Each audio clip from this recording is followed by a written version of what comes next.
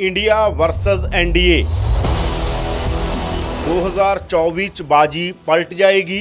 ਮੋਦੀ ਨੂੰ ਝਟਕਾ ਦੇ ਦੇਣਗੇ ਰਾਹੁਲ। ਇੰਡੀਆ ਰਹੇਗਾ ਜਾਂ ਟੁੱਟ ਜਾਏਗਾ। ਪੰਜਾਬ ਤੇ ਦਿੱਲੀ ਦਾ ਫਾਰਮੂਲਾ ਕੀ ਹੋਊਗਾ। ਕਾਂਗਰਸ ਇੱਥੇ ਵੀ ਹੈ, ਕਾਂਗਰਸ ਉੱਥੇ ਵੀ ਹੈ। ਆਮ ਆਦਮੀ ਪਾਰਟੀ ਨਾਲ ਕਾਂਗਰਸ ਇੱਥੇ ਪੂਰੀ ਐ ਵਿਜੀਲੈਂਸ ਦੇ ਕੇਸ ਹੋ ਰਹੇ ਨੇ। ਕਾਂਗਰਸ ਦੇ ਉਰੋਂ ਦੇ ਲੀਡਰ ਕਹਿ ਰਹੇ ਨੇ ਕਿ ਕੋਈ ਗੱਲਬਾਤ ਹੀ ਨਹੀਂ, ਅਸੀਂ ਤਾਂ ਆਪ ਵਾਲਿਆਂ ਨਾਲ ਕੋਈ ਸਾਡਾ ਲੈਣਾ ਦੇਣਾ। कांग्रेस के लोकल लीडर चाहे बेचारे जो बोलन, जब ये बड़े लेवल पे और बड़े इशू पे जब गलबात होती है ना, नेशनल इंटरेस्ट जब कोई गल होता है, आइडियोलॉजिकल इशू होता है, तो लोकल लीडर का वो सुने ही नहीं चाहते। प्री इलैक्शन एक फ्रेंडली फाइट का भी एक फार्मूला आता है। कांग्रेस ते आप पंजाब च लड़नगे भी, फ्रेंडली फाइट करेंगे। जो जीत गया वो बाद में गठबंधन में होगा। बाकी तुसी कहते हो कि विजिलेंस बंदे पकड़ रहे हैं पंजाब में, तो तुसी देख लो केरल कांग्रेस के अध्यक्ष ही जेल में है इस समय, सीपीएम ने अरेस्ट कर लिया। ਇੱਥੇ ਤਾਂ ਕਹਿੰਦੇ ਇੱਥੋਂ ਵਾਲਾ ਪ੍ਰੈਜ਼ੀਡੈਂਟ ਵਿਕਰਮ ਮਜੀਠੀਆ ਕਹਿੰਦੇ ਭਗਵੰਤ ਮਾਨ ਨਾਲ ਲੜੀ ਸਕਦਾ। पंजाब कांग्रेस की गल करो तो पंजाब कांग्रेस तो पूरी बीजेपी में चली गई। बड़े लीडर तो सारे जो पिछली गवर्नमेंट सी, अमरिंदर सिंह वाली जो गवर्नमेंट सी, बड़े चले गए बीजेपी में, पूरी कैबिनेट ही चली गई। जिथे Congress total social justice, Dalit और माइनॉरिटी और caste census plus free we is major issue, जिस पे कांग्रेस गवर्नमेंट लगातार काम कर रही है। क्योंकि कांग्रेस अब ये सोच रही है कि मिडिल क्लास मोदी में हो चुकी है, मिडिल क्लास हिंदुत्व के धारा में है, तो कांग्रेस ਉਹਦਾ अल्टरनेटिव, मिडिल क्लास का अल्टरनेटिव सोशल जस्टिस में ढूंढ रही है, कास्ट सेंसस में ढूंढ रही है, फ्री वी में। ਇਸੇ ਚੋਂ ਹੀ ਖੜਗੇ ਜਿਹੜੇ ਪ੍ਰੈਜ਼ੀਡੈਂਟ ਬਣਦੇ ਨੇ ਕਾਂਗਰਸ ਦੇ ਕਿ ਦਲਿਤ ਪੋਲਿਟਿਕਸ ਨੂੰ ਫੋਕਸ ਕਰ ਦਿਓ, ਉਹ ਫਿਰ ਸੋਸ਼ਲ ਜਸਟਿਸ ਦੀ ਗੱਲ ਵੀ ਕਰਨਗੇ, ਸਾਰੇ ਮੁੱਦੇ ਉਹਦੇ ਆਲੇ ਦੁਆਲੇ ਖੜੇ ਹੋ ਜਾਣਗੇ। तो निश्चित रूप से खड़गे का दलित प्रेसिडेंट बनाना कांग्रेस के लिए एक बड़ा मास्टर स्ट्रोक है, क्योंकि बीजेपी के ऑर्गेनाइजेशनल जो स्ट्रक्चर है वो भी अपर कास्ट का कब्जा है, और खासकर अगर बीजेपी के टॉप लीडरशिप में अगर तुम देखोगे तो ज़्यादातर ब्राह्मण या बनिया। हिंदू राष्ट्रवाद का इन्ना बड़ा अगर पैन इंडिया इम्पैक्ट है, तो वेस्ट बंगाल में बीजेपी क्यों नहीं है, उड़ीसा में बीजेपी क्यों नहीं है, आंध्र प्रदेश में बीजेपी क्यों नहीं है, तेलंगाना में बीजेपी क्यों नहीं है, तमिलनाडु में बीजेपी क्यों नहीं है, केरल से बीजेपी क्यों नहीं है। ਜਦੋਂ ਰਾਮ ਮੰਦਿਰ ਦਾ ਇਸ਼ੂ ਆਇਆ ਨਾ ਨੇੜੇ ਇਲੈਕਸ਼ਨ ਦੇ ਜਾ ਕੇ, ਰਾਮ ਮੰਦਿਰ ਦਾ ਭੱਬੇ ਰਾਮ ਮੰਦਿਰ ਦੇ ਨਿਰਮਾਣ ਤੋਂ ਲੈ ਕੇ ਉਹਦਾ ਜੋ ਉਦਘਾਟਨ ਹੋਣਾਗਾ, ਕਹਿੰਦੇ ਤੋਤੇ ਉੱਡ ਜਾਣਗੇ ਸਭ ਦੇ, ਔਰ ਟ੍ਰੇਨਾਂ ਚਲਾਈਆਂ ਜਾ ਰਹੀਆਂ। ਪਤਾ ਤੁਹਾਨੂੰ, ਕੱਲਾ ਕੱਲਾ ਬੰਦਾ ਜਿਹਨੇ ਦਰਸ਼ਨ ਕਰਨੇ ਰਾਮ ਮੰਦਿਰ ਤੋਂ ਜਾ ਸਕਦਾ। ਇਹਦੇ ਤੇ ਪੂਰੀ ਪੋਲਿਟਿਕਸ ਖੜੀ ਕਰ ਦੇਣਗੇ ਅਗਲੇ। बीजेपी तो पंचायत के इलेक्शन में भी राष्ट्रवाद की गल करती है, और बीजेपी पार्लियामेंट के इलेक्शन से भी राष्ट्रवाद की गल कर सकती है। तुसी जो कह रहे हो कि 2019 में जैसे ही राम मंदिर, 2024 में जैसे ही राम मंदिर का मसला होगा और पूरा का पूरा देश हिंदूमय हो जाएगा, तो वो मसला तो बिना राम मंदिर बने बजरंग बली का इशू आ गया सी। ਰਾਮ ਮੰਦਿਰ ਤਾਂ ਜਾ ਕੇ ਤੁਹਾਨੂੰ ਪਤਾ ਕਾਂਗਰਸ ਦੇ ਵੀ ਕਈ ਬੰਦੇ ਇੱਟਾਂ ਦੇ ਕੇ ਆਏ ਨੇ, ਕਾਂਗਰਸ ਦੇ ਬੰਦਿਆਂ ਨੇ ਫੰਡ ਦਿੱਤਾ ਉੱਥੇ। मैं कह रहा हूँ कि कांग्रेस पता ना प्रियंका दी पिटीशन पता ना ਤੁਹਾਨੂੰ ਰਾਮ ਮੰਦਿਰ ਦੀ नहीं, ईट छोड़ो, वो ताला राजीव गांधी ने खुलवाया सी, ताला राजीव गांधी ने खुलवाया सी, वो फर्स्ट टाइम भूमि पूजन जो है एनडी तिवारी ने करवाया सी। बीजेपी नो जो सबसे बड़ा ये जो चोट पहुंचूगा, ये जो मैं तो जो एक कॉकटेल बोल रहे हैं कि जो फ्री वीजा कॉकटेल है ना, ये बड़ा इशू है, इन्हों बहुत हल्के में ना लो। पंजाब में बिजली फ्री आ रही है, हरियाणा में 9 रुपये यूनिट बंदे दे रहे हैं, दिल्ली में बिजली फ्री है, हरियाणा में 9 रुपये है, उधर नोएडा में 9 रुपये 10 रुपये यूनिट है। तो जो दिल्ली से बंदा नोएडा जाता है वो कंपेयर करता है दिल्ली तो। मोदी जी जो अपने आप को जो एक शो करते सी कि मैं भारत का सबसे हिस्टोरिकली स्ट्रोंग प्राइम मिनिस्टर है, तो भारत विश्वगुरु बन गया। लेकिन जब चाइना का घुसपैठ होया इंडिया में, प्राइम मिनिस्टर ने बोलिया ही नहीं कुछ, एक लाइन नहीं बोली। ਰਾਹੁਲ ਜਾਂਦੇ ਨੇ ਅਮਰੀਕਾ, ਕਹਿੰਦੇ ਵਾਈਟ ਹਾਊਸ ਚੁੱਪ ਚਪੀਤੇ ਮੁਲਾਕਾਤ ਹੁੰਦੀ ਹੈ, ਉਹਦਾ ਕੋਈ ਪ੍ਰੈਸ ਨੋਟ ਤੱਕ ਨਹੀਂ ਰਿਲੀਜ਼ ਕੀਤਾ ਜਾਂਦਾ। ਤਾਂ ਕੀ ਕੋਈ ਇੰਟਰਨੈਸ਼ਨਲ ਫੋਰਸਿਸ ਵੀ ਇਹ ਚਾਹੁੰਦੀਆਂ ਨੇਗੀਆਂ, ਉਦੋਂ ਆ ਮੋਦੀ ਵੀ ਜਾਂਦੇ ਨੇ ਉੱਥੇ, ਪਰ ਰਾਹੁਲ ਦੀ ਮੁਲਾਕਾਤ ਤੇ ਬਹੁਤ ਸਵਾਲ ਉੱਠੇ ਕਿ ਪ੍ਰੈਸ ਨੋਟ ਤੱਕ ਕਿਉਂ ਨਹੀਂ ਜਾਰੀ ਹੋਇਆ ਵਾਈਟ ਹਾਊਸ 'ਚੋਂ। ਕੀ ਕੋਈ ਇੰਟਰਨੈਸ਼ਨਲ ਫੋਰਸਿਸ ਦਾ ਵੀ ਇੰਟਰਸਟ ਹੋਊਗਾ ਬੀਜੇਪੀ ਨੂੰ ਡੀਲ ਕਰਨ? ਇਹ ਬੰਦੇ ਕਿੱਥੋਂ ਆਉਂਦੇ? ਪੀਐਮ ਮੋਦੀ ਨੂੰ ਇੰਨਾ ਬੜਾ ਸ਼ਾਨਦਾਰ ਸਵਾਗਤ ਹੋਇਆ ਅਮਰੀਕਾ 'ਚ, ਬੜੀ ਬੱਲੇ ਬੱਲੇ ਹੋਈ ਉਹਨਾਂ ਦੀ। ਉਦੋਂ ਤੁਹਾਨੂੰ ਲੱਗਦਾ ਵੀ ਅਮਰੀਕਾ, ਤੁਹਾਨੂੰ ਮੈਂ ਪੁੱਛਦਾ ਕਿ ਅਮਰੀਕਾ ਦੀ ਪੋਲਿਟਿਕਸ ਹੈ ਮੋਦੀ ਨੂੰ ਡੀਲ ਕਰਨ? अमेरिकन जो दिल्ली के गलियारे में चर्चा होता है कि 10 साल से ज़्यादा कॉन्ट्रैक्ट ही रिन्यू नहीं करते बाहर वाले इंडियंस में। मनमोहन सिंह ने भी 10 साल का कॉन्ट्रैक्ट दिता, रिन्यू नहीं होया। अब कहते हैं मोदी साहब का भी रिन्यू नहीं करेंगे। इंडियन पॉलिटिकल सिस्टम में बाहरी इंटरफेरेंस है, कोई माने ना माने। ਮੈਂ ਕਹਿ ਰਿਹਾ ਇਹ ਸੱਤਾ 'ਚ ਇੰਡੀਆ ਆਊਗਾ ਜਾਂ ਫਿਰ ਉਹ ਚਾਹੁੰਦੇ ਨੇ ਕਿ ਤਾਂ ਸੱਤਾ ਚਾਹਣਗੇ? नहीं देखो, सारा फैक्टर काम करता है। वो भी देखते ना कि देखो साउथ एशिया के बहुत ज़्यादा इस तरह से भी वो नहीं चाहेंगे ना कि एकदम टोटली क्लैप्स कर दे साउथ एशिया। उन्होंने तभी तो जियो पॉलिटिकल इंटरेस्ट है ना इस एरिया में। बराक ओबामा ने बकायदा इंटरव्यू दिता, मैं तां ही कहना बराक ओबामा दा मोदी के इंटरव्यू दौरे होगा। के दौरान ही बराक ओबामा ने इंटरव्यू दिता और उसी बराक ओबामा ने मोदी को क्रिटिसाइज किया। ਬਾਹਰਲੀਆਂ ਸ਼ਕਤੀਆਂ ਇੱਥੇ ਆ ਕੇ ਪੈਨੀਟ੍ਰੇਟ ਕਰਕੇ ਮੋਦੀ ਨੂੰ ਹਰਾ ਦੇਣਗੀਆਂ, ਸੌਖਾ ਲੱਗਦਾ ਤੁਹਾਨੂੰ? ਦੇਖੋ, ਕਿਉਂਕਿ ਇਹ ਬੀਜੇਪੀ ਵਾਲੇ ਕਹਿੰਦੇ ਅਸੀਂ ਕਾਂਗਰਸ ਵਾਂਗੂ ਨਹੀਂਗਾ ਵੀ ਸਾਡੀ ਦੁਕਾਨ ਲੱਗੀ ਹੋਈ ਹੈ ਜੀ, ਅਸੀਂ ਜੋ ਕਰਦੇ ਹਾਂ ਉਹਦੇ ਮੁਤਾਬਕ ਕਰਾਂਗੇ, ਕਿਸੇ ਨੂੰ ਨਹੀਂਗਾ ਵੀ। ਤੁਹਾਡੇ ਯਾਦ ਹੈ ਇੱਕ ਆਡੀਓ ਵਾਇਰਲ ਹੋਇਆ ਸੀ, ਅੰਬਾਨੀ ਨੇ ਕਿਹਾ ਕਾਂਗਰਸ ਤਾਂ ਆਪਣੀ ਦੁਕਾਨ ਹੈ, ਪਰ ਬੀਜੇਪੀ ਵਾਲੇ ਕਹਿੰਦੇ ਨੇ ਕਿ ਸਾਡਾ ਇਹ ਨਹੀਂ ਹੈਗਾ ਕਿ ਮਤਲਬ ਸਮਝ ਗਏ ਨਾ, ਉਰੇ ਅਡਾਨੀ ਹੈਗਾ ਪਰ ਉਰੇ ਅਡਾਨੀ ਇਹ ਨਹੀਂ ਕਹਿ ਸਕਦਾ ਮੋਦੀ ਉਹਦੀ ਦੁਕਾਨ ਨੇਗੇ, ਅਡਾਨੀ ਮੋਦੀ ਦੀ ਹੋ ਸਕਦਾ ਗਾ, ਉੱਥੇ ਉਲਟਾ ਹੋਇਆ ਸੀ। अब वो ऑडियो टेप में मुकेश अंबानी चाहे जो बोल दें, लेकिन कभी भी मनमोहन सिंह के कंधे पे हाथ रखने की हिम्मत उन्होंने नहीं हुई सी। ਇਸ ਦੇਸ਼ 'ਚ ਸਾਰੀਆਂ ਸ਼ੁਰੂਆਤਾਂ 'ਚ ਸੌਫਟ ਹਿੰਦੂਤਵ ਦੀ ਪੋਲਿਟਿਕਸ ਹੋਵੇ, ਚਾਹੇ ਪੈਸਾ ਬਣਾਉਣਾ ਕਿਵੇਂ ਆ ਸਿਖਾਇਆ, ਜਿਹੜਾ ਪੂਰੇ ਸਾਰੀਆਂ ਪੋਲੀਟੀਕਲ ਪਾਰਟੀਆਂ ਨੂੰ ਮੋਟੀ ਕਰਪਸ਼ਨ ਕਰਨੀ ਸਿਖਾਈ, ਉਹ ਸਿਖਾਈ ਆ ਕਾਂਗਰਸ ਨੇ। ਦੇਖੋ ਮੇਰੀ ਕੋਈ ਦੋ ਗੱਲ ਰਾਏ ਸੁਣੋ, ਮੇਰੀ ਨਹੀਂ, ਗੱਲ ਯਾਨੀ ਕ੍ਰੋਨੀ ਕੈਪੀਟਲਿਜ਼ਮ ਦੀ ਪਹਿਲੀ ਹੈ ਇਸ ਦੇਸ਼ ਨੂੰ ਲਿਬਰਲਾਈਜ਼ ਕਰਨ ਦਾ ਇੱਕ ਕਿੱਡਾ ਵੱਡਾ ਪ੍ਰੋਜੈਕਟ ਸੀਗਾ, ਉਹਦੇ 'ਚ ਅਥਾਹ ਪੈਸੇ, ਤੁਹਾਨੂੰ ਪਤਾ ਕਿਵੇਂ ਚੱਲਦਾ ਸਾਰਾ ਸਿਸਟਮ। देखो जो ਉਹ ਸ਼ੁਰੂਆਤ ਤਾਂ ਉਹਨਾਂ ਨੇ ਕੀਤੀ, ਅੱਗੇ ਐਕਸਟੈਂਡ ਕਰਕੇ ਗਰੀਬੀ ਮੇਰੀ ਦਾ ਪਾੜਾ ਇੰਨਾ ਵਧਿਆ, ਉਦੋਂ ਬਾਅਦ ਹੀ ਵਧਿਆ ਨਾ। ਇਹ ਡਾਟਾ ਚੱਕ ਕੇ ਦੇਖ ਲਓ ਤੁਸੀਂ, 90s ਤੋਂ ਪਹਿਲਾਂ ਦਾ ਡਾਟਾ ਚੱਕ ਲਓ। ਜਿਵੇਂ ਪੁੱਛਾਂ ਇੰਡੀਆ ਦੀਆਂ 5 ਸਭ ਤੋਂ ਵੱਡੀਆਂ ਤਾਕਤਾਂ ਕੀ ਨੇ, ਉਹਨਾਂ ਦੀ ਵੀ ਤਾਂ ਕੋਈ ਤਾਕਤ ਹੋਊ। हाँ ताकत है, गोपाल कांडा, जीतनराम मांझी, रामविलास पासवान का बेटा चिराग पासवान, फिर अपना क्या कहा जाता है राजभर। ये राजभर विधानसभा चुनाव से पहले तुसी राजभर साहब का वीडियो देख लो और आगे सुन लो। गठबंधन में उपेंद्र कुशवाहा पार्लियामेंट चुनाव 2019 में हार गए, जीतनराम मांझी पार्लियामेंट चुनाव 2019 में हार गए। ਮੋਦੀ ਬਾਰੇ ਇੱਕ ਗੱਲ ਕਹੀ ਨਹੀਂ, ਜਾਂਦੀ ਹੈ ਇੱਕ ਕਿ ਸੁਣੋ ਮੋਦੀ ਨਾ। ਹਮੇਸ਼ਾ ਕਿਸੇ ਵੀ ਗੱਲ 'ਚ ਹੋਣ, ਚਾਹੇ ਕੋਈ ਹੋਵੇ, ਚਾਹੇ ਡੀਮੋਨਟਾਈਜੇਸ਼ਨ ਹੋਵੇ, ਕਰੋਨਾ ਹੋਵੇ ਜਾਂ ਰਾਜਨੀਤੀ ਹੋਵੇ, ਸਰਪ੍ਰਾਈਜ਼ ਦਿੰਦੇ ਨੇ। भाई किसान मूवमेंट में दिता सी, विड्रॉ करना पै गया, ये भी फैक्ट सी ना। ਇਹ ਸਰਪ੍ਰਾਈਜ਼ ਨਹੀਂ ਦਿੱਤਾ ਸੀ, ਉਹ ਵੀ ਸਰਪ੍ਰਾਈਜ਼ ਲਈ ਵਿਡਰਾ ਕੀਤਾ उस समय ਸੀਗਾ। ये क्या गया सी ਮੈਂ ਕਹਿ ਰਿਹਾ ਕਿਤੇ 24 ਫਿਰ ਸਰਪ੍ਰਾਈਜ਼ ਨਾ ਦੇ ਦੇਣ। उसी समय से मोदी का इमेज का डेंट पिया। उसी समय से अगर मोदी समझदार होंगे तो किसान नाल पंगा नहीं लेंगे। ਇੰਡੀਆ ਵਰਸਸ ਐਨਡੀਏ 2024 ਚ ਬਾਜੀ ਪਲਟ ਜਾਏਗੀ, ਮੋਦੀ ਨੂੰ ਝਟਕਾ ਦੇ ਦੇਣਗੇ ਰਾਹੁਲ। तमाम ਸਵਾਲ ਸਾਡੇ ਸਾਹਮਣੇ ਨੇ ਔਰ ਸਭ ਤੋਂ ਵੱਡੀ ਗੱਲ, ਇੰਡੀਆ ਰਹੇਗਾ ਜਾਂ ਟੁੱਟ ਜਾਏਗਾ? ਕਿਤੇ ਤਾਂ ਨਹੀਂ ਹੋਏਗਾ ਚੋਣਾਂ ਆਉਂਦਿਆਂ ਆਉਂਦਿਆਂ ਸੀਟਾਂ ਦੇ ਸਹਿਮਤੀ ਨਾ ਬਣੇ, ਰੌਲਾ ਪੈ ਜੇ, ਮੁੱਦੇ ਕੀ ਹੋਣਗੇ, ਬੀਜੇਪੀ ਦੀ ਪਾਵਰ ਕੀ ਹੈ, ਕਾਂਗਰਸ ਦੀ ਪਾਵਰ ਕੀ ਹੈ, ਐਨਡੀਏ ਦੀ ਪਾਵਰ ਕੀ ਹੈ, ਇੰਡੀਆ ਦੀ ਪਾਵਰ ਕੀ ਹੈ? ਸਾਡੇ ਨਾਲ ਸੀਨੀਅਰ ਪੱਤਰਕਾਰ ਸੰਜੀਵ ਪਾਂਡੇ ਨੇ, ਜਿਹੜੇ ਨਬਜ਼ ਫੜਦੇ ਨੇ ਦੇਸ਼ ਦੀ ਰਾਜਨੀਤੀ ਦੀ। ਉਹਨਾਂ ਤੋਂ ਪੁੱਛਦੇ ਹਾਂ, ਦੇਸ਼ ਬਦਲ ਰਿਹਾ, ਦੇਸ਼ ਦੀ ਰਾਜਨੀਤੀ ਬਦਲ ਰਹੀ ਹੈ, ਦੇਸ਼ 'ਚ ਕੁਝ ਹੋਣ ਜਾ ਰਿਹਾ ਜਾਂ ਸਿਰਫ ਪੋਲੀਟੀਕਲ ਡਰਾਮੇਬਾਜ਼ੀ ਹੈ? ਸਵਾਗਤ ਹੈ ਪਾਂਡੇ ਸਾਹਿਬ, ਬਹੁਤ ਬਹੁਤ ਤੁਹਾਡਾ pro Punjab. Thank you sir. Pandey Sahib, ਸਭ ਤੋਂ ਪਹਿਲਾਂ ਜੇ ਮੈਂ ਤੁਹਾਡੇ ਤੋਂ ਪੁੱਛਾਂ, ਮਜਬੂਰੀ ਦਾ ਨਾਂ ਇੰਡੀਆ? देखो पॉलिटिकल सर्कल में जो भी अलाइनमेंट होती है वो पावर ग्रैब करने लिए होती है। तुसी अगर ये कहते हो कि मजबूरी का नाम इंडिया, डेफिनेटली मजबूरी में ही सारे इकट्ठे हुए हैं। कुछ दिन पहले तक लड़ रहे सी, जैसे मजबूरी का नाम एनडीए। 10 साल से नरेंद्र मोदी जी एनडीए का नाम नहीं ले रहे सी, लेकिन देखिए जब इंडिया बन रहा है, लग रहा है कि अपोजिशन अलायंस हो जाएगा, तो एकाएक इन्होंने एनडीए याद आ गया। अटल बिहारी वाजपेयी के बाद एनडीए की मीटिंग भी नहीं होती सी। उस समय मीटिंग रेगूलर होती सी एनडीए की, लेकिन प्राइम मिनिस्टर जो नरेंद्र मोदी जब बने तो बताओ एनडीए कितने सी? इवन कि बीजेपी भी नहीं सी, नरेंद्र मोदी अमित शाह सी, पर्सनैलिटी सी कि अकेला अमित शाह ते आपां याद करते हैं, दो ही बंदे याद दो होंदे बंदे। बीजेपी का भी उन्ना कुछ सामने दिखा नहीं। तो ये सब पॉलिटिकल अलाइनमेंट में मजबूरी होती है कई चीज़, और कुछ लड़ाई होती है आइडियोलॉजिकल उस पर, आइडियोलॉजिकल ग्राउंड पे। जैसे बीजेपी का आइडियोलॉजी क्लियर कट है कि 10 साल में बीजेपी ने जो हिंदू राष्ट्र का एक आइडियोलॉजी सी उन्होंने प्रैक्टिकली लागू करने की कोशिश की, चाहे वो राम मंदिर का मसला है, अब यूनीफॉर्म सिविल कोड का मसला आ गया।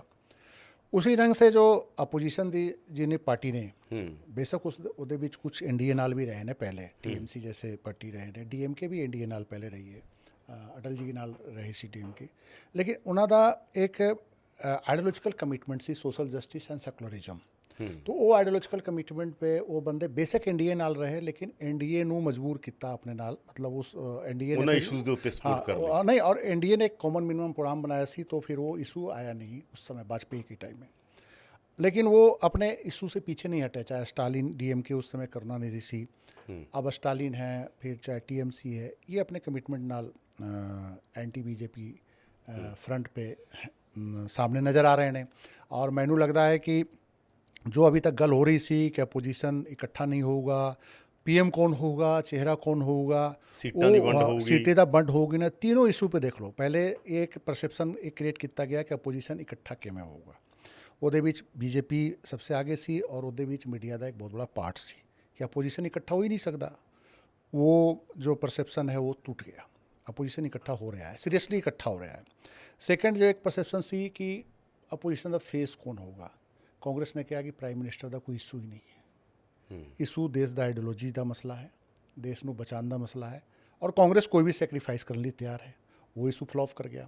अब जो थर्ड इशू है कि सीटां का झगड़ा, इस सीटां का झगड़ा किवें निपटाओगे, तो अब जो सीटां का झगड़ा सिर्फ 4 स्टेट है मेन क्लियर कट। अलायंस में अगर आप है तो झगड़ा पंजाब और दिल्ली में होगा, अलायंस में TMC है तो झगड़ा वेस्ट बंगाल में है, अलायंस में सपा है तो एक झगड़ा यूपी में भी है। यूपी में झगड़ा सीटों का बंटवारे का नहीं हैगा, शेयरिंग ऑफ सीट्स का है। सीट तो सपा छोड़ेगी, लेकिन वो किन्ना छोड़ेगी ਇਹਦਾ मसला है। और एक झगड़ा केरल का है जिथे लेफ्ट फ्रंट और कांग्रेस का है। ये 4 स्टेट हैं। सबसे बड़े स्टेट जो हैगा बिहार एक बड़ा स्टेट है, उत्ते कोई झगड़ा नहीं। महाराष्ट्र 48 सीट के साथ सेकंड लार्जेस्ट स्टेट है आफ्टर यूपी, कोई झगड़ा नहीं। स्टालिन जो स्टेट है तमिलनाडु, कोई झगड़ा नहीं। तो 3 जो मेजर स्टेट ने बिहार, अपना महाराष्ट्र और तमिलनाडु, कोई सीट शेयरिंग ਦਾ ਮਸਲਾ ਨਹੀਂ ਹੈ। और बाकी जो हिंदी बेल्ट ਦਾ ਜੇ ਮੰਨ ਲਓ ਮੈਂ ਤੁਹਾਨੂੰ, ਤੁਸੀਂ ਸਾਰੀ ਰਾਜਨੀਤੀ ਨੂੰ ਬਹੁਤ ਨੇੜੋਂ ਦੇਖਦੇ ਹੋ, ਤੁਹਾਡੀ ਗੱਲ ਵੀ ਹੁੰਦੀ ਹੈ ਸਾਰੀ ਪਾਰਟੀਆਂ ਦੇ ਵੱਡੇ ਬੰਦਿਆਂ ਦੇ ਨਾਲ, ਜੇ ਮੈਂ ਤੁਹਾਡੇ ਤੋਂ ਪੁੱਛਾਂ ਕਿ ਪੰਜਾਬ ਤੇ ਦਿੱਲੀ ਦਾ ਫਾਰਮੂਲਾ ਕੀ ਹੋਊਗਾ, ਬਣ ਪਾਊਗਾ, ਜੇ ਬਣੂਗਾ ਕਿਵੇਂ ਬਣੂਗਾ? देखो 2 तरह का ਹੁੰਦਾ ਹੈ। ਕਾਂਗਰਸ ਇੱਥੇ ਵੀ ਹੈ, ਕਾਂਗਰਸ ਉੱਥੇ ਵੀ ਹੈ। ਆਮ ਆਦਮੀ ਪਾਰਟੀ ਨਾਲ ਕਾਂਗਰਸ ਇੱਥੇ ਪੂਰੀ ਐ ਵਿਜੀਲੈਂਸ ਦੇ ਕੇਸ ਹੋ ਰਹੇ ਨੇ, ਕਾਂਗਰਸ ਦੇ ਉਰੋਂ ਦੇ ਲੀਡਰ ਕਹਿ ਰਹੇ ਨੇ ਕਿ ਕੋਈ ਗੱਲਬਾਤ ਹੀ ਨਹੀਂ ਗਈ, ਅਸੀਂ ਤਾਂ ਆਪ ਵਾਲਿਆਂ ਨਾਲ ਕੋਈ ਸਾਡਾ ਲੈਣਾ ਦੇਣਾ नहीं। देखो कांग्रेस के लोकल लीडर चाहे बेचारे जो बोलन, जब ये बड़े लेवल पे और बड़े इशू पे जब गलबात होती है ना, नेशनल इंटरेस्ट का जब कोई गल होता है, आइडियोलॉजिकल इशू होता है, तो लोकल लीडर का वो सुना ही नहीं जाता। जैसे एक उदाहरण मैं बताना कि केरल में लेफ्ट फ्रंट और कांग्रेस की फाइट हो रही है, लेकिन नेशनल लेवल पे लेफ्ट फ्रंट और कांग्रेस इकट्ठे, वेस्ट बंगाल में इकट्ठे लड़े TMC के अगेंस्ट, त्रिपुरा में इकट्ठे लड़े BJP के अगेंस्ट। तो ये जो छोटियां छोटियां जो गल्लां होंदियां ने ना कि पंजाब का कांग्रेस का कोई लीडर कहूगा कि साडा कोई अलायंस नहीं है, दिल्ली का कोई कांग्रेस का leader Ajay Maken type बोलूगा, Sandeep Dikshit type को बोलेंगे कि साडा कोई अलायंस नहीं है, तो कोई मायना नहीं रखता। बड़े इशू जब आते हैं लार्जर इंटरेस्ट पे, जैसे केजरीवाल का एक इशू सी, एक बड़ा इशू सी, केजरीवाल ने पटना मीटिंग बाइकाट भी किया सी, दिल्ली का ऑर्डीनेंस जो केंद्र सरकार का, कि पहले कांग्रेस कमिट करे तब असी मीटिंग से शामिल होंगे। कांग्रेस ने बड़ा दिल दिखा दिता, उन्हें कहा हम सपोर्ट में हैं, क्योंकि फेडरल स्ट्रक्चर का मामला सी, और कांग्रेस को ये पता कि आज दिल्ली ਇਹਦਾ शिकार है, कल को राजस्थान भी हो सकता है, परसों छत्तीसगढ़ भी हो सकता है, जितने कांग्रेस की सरकार है, हिमाचल भी हो सकता है। गवर्नर तो ऑलरेडी डिस्टर्ब कर रहे हैं ना एंटी जो BJP गवर्नमेंट जिन स्टेट में। मैं ਪੁੱਛ ਰਿਹਾ ਤੁਹਾਡੇ ਤੋਂ ਫਾਰਮੂਲਾ, ਤੁਸੀਂ ਜੇ मतलब ਤੁਸੀਂ ਕਿਵੇਂ ਬਣ ਸਕਦਾ ਹੈ ਫਾਰਮੂਲਾ, ਤੁਹਾਨੂੰ ਕੋਈ ਇਨਫੋਰਮੇਸ਼ਨ ਹੈ ਜਾਂ ਕਿਵੇਂ ਬਣੂਗਾ ਫਾਰਮੂਲਾ ਪੰਜਾਬ ਤੇ ਦਿੱਲੀ ਦਾ ਕੀ ਫਾਰਮੂਲਾ? अभी तक जो प्रैक्टिकल फार्मूला कई जगह जो पहले 1989 में भी इलेक्शंस होया सी, विनेबिलिटी हो कांग्रेस के अगेंस्ट, देखो कांग्रेस के अगेंस्ट क्या होया सी, ਪਹਿਲਾਂ ਪੰਜਾਬ ਦੀ ਗੱਲ ਕਰੀਏ, ਪੰਜਾਬ ਤੇ ਦਿੱਲੀ ਦੀ, ਬਾਕੀ ਗੱਲ ਬਾਅਦ ਚ ਕਰਦੇ ਹਾਂ। ये जो सारे अलायंस जो बंदा है ना, तो ਉਹਦੇ बीच 2 तरह के होता है। एक तो होता है कि सीट शेयरिंग, विनेबिलिटी या एक कैंडिडेट, ये एक बेसिक प्रिंसिपल होता है अलायंस का। मान के चलिए कि दिल्ली और पंजाब च अलायंस नहीं होता, और मान के चलो तुसी कि वेस्ट बंगाल में अलायंस नहीं होता, तो वो प्री इलेक्शन एक फ्रेंडली फाइट का भी एक फार्मूला आता है, अंडरस्टैंडिंग बन जू किथे किनू जिताउणागा, किनू जिताना है। फ्रेंडली फाइट बोलते हैं, ये हमेशा होते आया है, कोलिशन के पॉलिटिक्स में 89 से ये फ्रेंडली फाइट होती रही है। कांग्रेस के अगेंस्ट जब यानी alliance- कांग्रेस ਤੇ ਆਪ ਪੰਜਾਬ 'ਚ लड़नगे भी, फ्रेंडली फ्रेंडली फाइट फाइट करेंगे। जो जीत गया वो बाद में गठबंधन में होगा। जैसे मैं एक उदाहरण के थ्रू ਇਹ ਵੀ ਹੋ ਸਕਦਾ ਵੀ ਸੀਟਾਂ ਵੰਡੀਆਂ ਵੀ ਜਾਣ हाँ बटियां भी जा सकती हैं ना, दोनों में अलायंस भी ਵੀ हो ਐਂ ਹੋ सकता है। ਸਕਦਾ 7 ਦੇ ਉੱਤੇ ਆਪ ਲੜਦੇ 6 ਤੇ ਕਾਂਗਰਸ ਲੜਦੇ बेसिकली ये अलायंस लोकसभा के लिए है। हो सकता है कि लोकसभा के कुछ कांग्रेस के कैंडिडेट नो ऑब्जेक्शन हो जाए, लोकसभा के लिए कुछ आप दे कैंडिडेट नो ऑब्जेक्शन हो जाए, लेकिन लार्जेस्ट इंटरेस्ट में कहेंगे कि स्टेट का तो कोई अलायंस है नहीं। स्टेट विधानसभा के इलेक्शन तो हो नहीं रहा। नेशनल लेवल पे एक कॉमन मिनिमम प्रोग्राम का एक अलायंस है, बीजेपी ਨੂੰ हटाना है तो वो अलायंस हो सकता है। और अगर वर्ष से वर्ष कंडीशन में भी अगर अलायंस न भी हो तो फ्रेंडली फाइट का एक फार्मूला होता है, और फ्रेंडली फाइट होती रही है हर इलेक्शन में। तो किसी न किसी स्टेट में फ्रेंडली फाइट हो जाती है। कोलिशन जो गठबंधन होता है वो भी होती है फ्रेंडली फाइट। जैसे ये टीएमसी वेस्ट बंगाल में ये हो सकता है, क्योंकि वहाँ तो बीजेपी के साथ साथ एक लेफ्ट का भी बहुत बड़ा एक स्टेक पे रहता है। वेस्ट बंगाल में लेफ्ट तक मतलब वोट बैंक भी है, चाहे 6% है इस समय, चाहे 7% है, चाहे 10% है, एक वोट बैंक तो है ही। तो हो सकता है उत्थे भी हो सकता है कि ठीक है टीएमसी ये कर सकती है कि ठीक है तो बाकी सीटा पर लड़ दो, मैं 4 सीट पे कोई कैंडिडेट नहीं खड़ा करता, मैं 5 सीट पे कोई कैंडिडेट नहीं खड़ा कर दी, टीएमसी ये बोल दे बाकी सीटों पे तुसी लड़ लो, फ्रेंडली फाइट कर लो। ये एक फार्मूला होंदा है।